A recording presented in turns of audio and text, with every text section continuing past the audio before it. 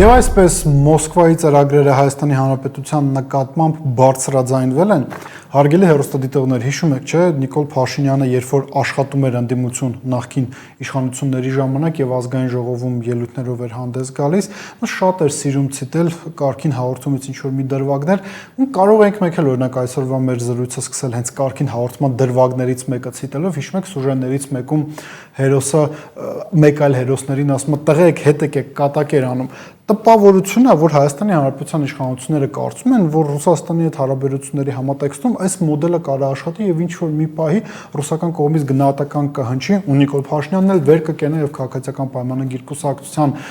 նիստի ժամանակ կհայտարարի տղեկ հետ եկեք կատակ էին անում, բայց իրականությունը ցույց է տալիս, որ նման մոտեցում ռուսաստանցի մեր գործընկերները չունեն Նիկոլ Փաշինյանի իշխանության նկատմամբ եւ վերջին ամենաթարմ հայտարարությունները գալիս են հենց դա ապացուցելու, մասնավորապես Ռուսաստանի Դաշնության փոխարտգործնախարար Միխայել Գալուզինի արված այսօրվա հայտարարությունները ՀԱՊԿ-ի եւ ԵԱՏՄ-ի վերաբերյալ խոսում են հետեւյալի մասին, որ եւ ՀԱՊԿ-ում եւ ԵԱՏՄ-ում դե ֆակտո պատրաստվում են Հայաստանին հաջողություն ասել, ընդհանրապես, եթե մենք Գալուզինի խոսքերը համադրում ենք օրինակ վերջերս Վալենտինա Մատվիենկոյի եւ Ռուբեն Ռուբինյանի հեռախոսազրույցի բովանդակության հետ, երբ որ մենք տեսնում ենք այլ հայտարարություններ ռուսական պաշտոնյաների Ալեքսեյ Ավերչուկի, Միխայել Միշուստինի, մենք կարող ենք գալ տրամաբանական եզրահանգման, թե ինչ է ուզում պաշտոնական Մոսկվան ստանա Նիկոլ Փաշինյանից, որպեսզի իրենք հավատան նրան, որ նա իսկապես ունի մտադրություն զարգացնել հարաբերությունները Եվրասիական տնտեսական միության հետ, Ռուսաստանի Դաշնության հետ հաստատ դա ֆորմալ ամրագրումը չէ կառավարության ծրագրի մեջ, որ Հայաստանի Հանրապետությունը շարունակում է մնալ Եվրասիական տնտեսական միության անդամ, այլ բան են ուզում Ռուսաստանի Դաշնությունում, իրենք ուզում են, որ օրինակ օրենքը, որը ընդունվել էր անցյալ տարի եւ խոսում էր այն մասին, ամրագրում էր Հայաստանի ուղին դեպի Եվրամիություն, որ այդ օրենքը չեղարկվի։ Միխայել Միշուստինը ասաց, որ ռուսական կապիտալի համար, ռուսական գործարարների համար Հայաստանում պետք է շարունակեն մնալ բարենպաստ պայմաններ, որպեսզի իրենք կատարելագործան տնտեսական համագործակցությունը Հայաստանի Հանրապետության հետ, ինչի մասն օրինակ կարող է խոսք լինել։ Օրինակ միգուցե ռուսական կողմը ակնարկում է, ասում է, որ հեծի նկատմամբ վերահսկողությունը պետք է վերադարձվի իր սեփականատիրոջը, միգուցե իրենք խոսում են այն մասին, որ Օրինակ հարավկովկասյան երկաթուղիների նկատմամբ Հայաստանի Հանրապետության իշխանությունների գործողությունները պետք է դադարեցվեն եւ չպետք է փորձ արվի խլել հարավկովկասյան երկաթուղիները ռուսական երկաթուղային ՌԺԴ-ից, երկաթուղային կազմակերպությունից, պետական միգուցե սրա մասին են իրենք խոսում, միգուցե իրենք նաեւ խոսում են այն մասին, որ պետք է վերանայվի մասնակցությունը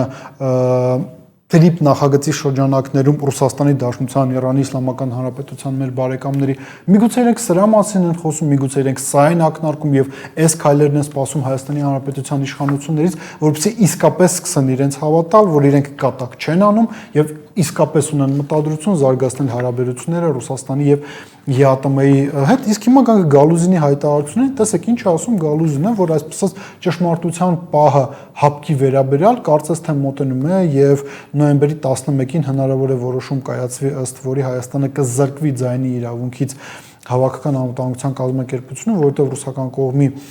պնդմամբ բավարար հիմք է դրա համար հանդիսանում այն հանգամանքը, որ ավելի քան 2 տարի Հայաստանի Հանրապետության իշխանությունները անդամավճարները ՀԱՊԿ-ի չեն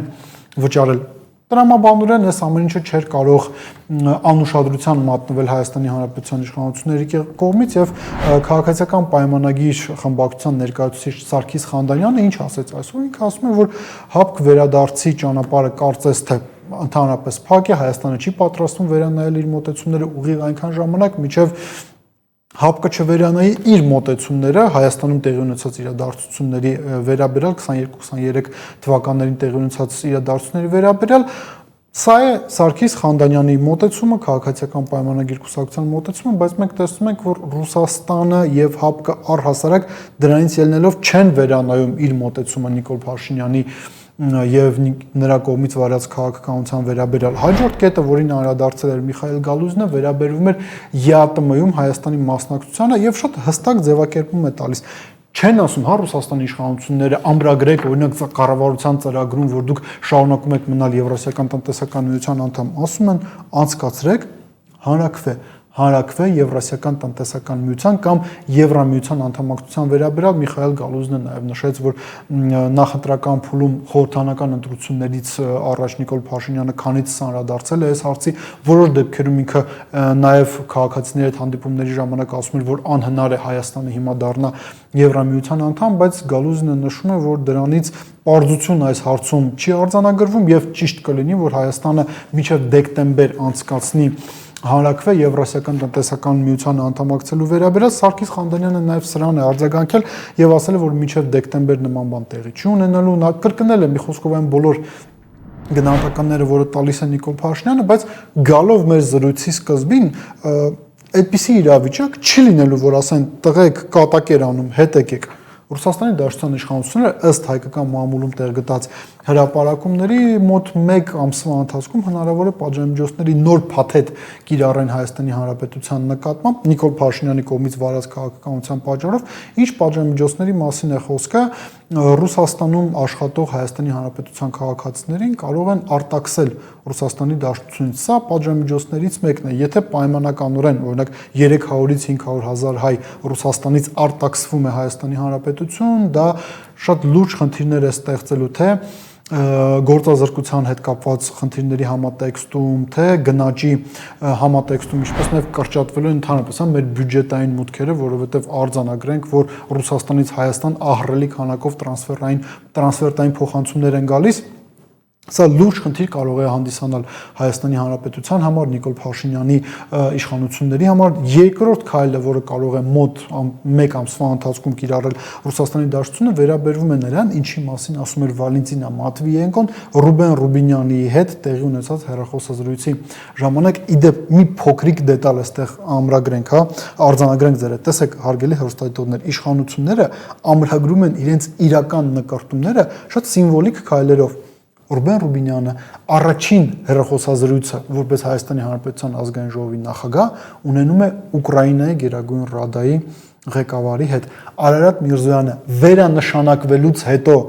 արտաքին գործերի նախարարի պաշտոնում եւս հեռախոսազրույց է ունենում Ուկրաինայի իր գործընկերոջ հետ։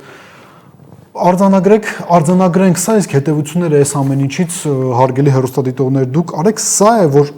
ազդում է նաև նրա վրա, որ Ռուսաստանի Դաշնության իշխանությունները շարունակում են պնդել, որ Հայաստանի Հանրապետության իշխանությունները պետք է հստակ ընտրություն կատարեն, պետք է արձանագրեն, թե երբ է լինելու հանրակրվեն, այլ պարագայում հարաբերությունները Հայաստանի Հանրապետության եւ Ռուսաստանի Դաշնության միջև շարունակելու են վատանալ, իսկ ինչը վերաբերվում էր Վալենտինա Մատվիենկոյի հեռախոսազրույցին Ռուբեն Ռուբինյանի հետ, նա ինչ էր խոսում, Ռուբինյանի հետ հեռախոսազրույցի ժամանակ ասում էր, որ Ռուսաստանը կարող է սահմանափակել տուրիստական հոսքերը դեպի Հայաստանի Հանրապետություն, ոնց իրենք դա կարող են անել, օրինակ, փակելով իրենց օդային տարածքը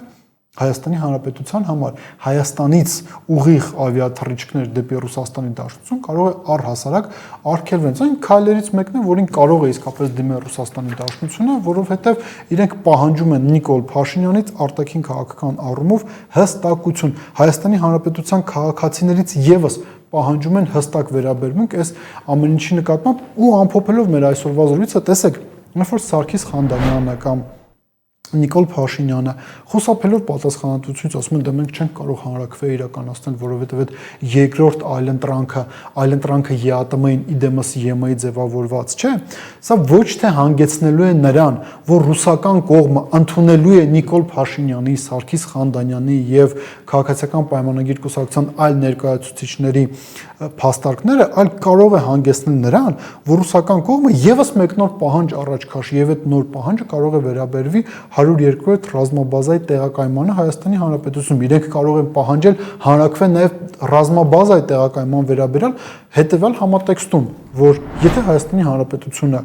գոնե ֆորմալ առումով ամրագրում է իր ուղին դեպի Եվրոպական միություն, իսկ Եվրոպական միությունը պատրաստվում է պատերազմի Ռուսաստանի Դաշնության հետ, ապա դա նշանակում է, որ Ռուսաստանը պետք է թոթափի իր վրայից պատասխանատվությունը Հայաստանի թե անվտանգության համար, թե տնտեսության համար։ Հետևաբար, որքան երկար Նիկոլ Փաշինյանը փորձի խուսափել պատասխանատվությունից իր արած հայտարարությունների եւ քայլերի համար, այդքան ոչ միայն վատանալու է Հայաստանի տնտեսական իրավիճակը, այլ նաեւ Ռուսաստանը կարող է պահանջների նոր փաթեթ առաջ քաշել ու կրկին ասեք, այդ պահանջները կարող են վերաբերվել նաեւ 102-րդ ռազմաբազային։ Մտածեք այդ մասին։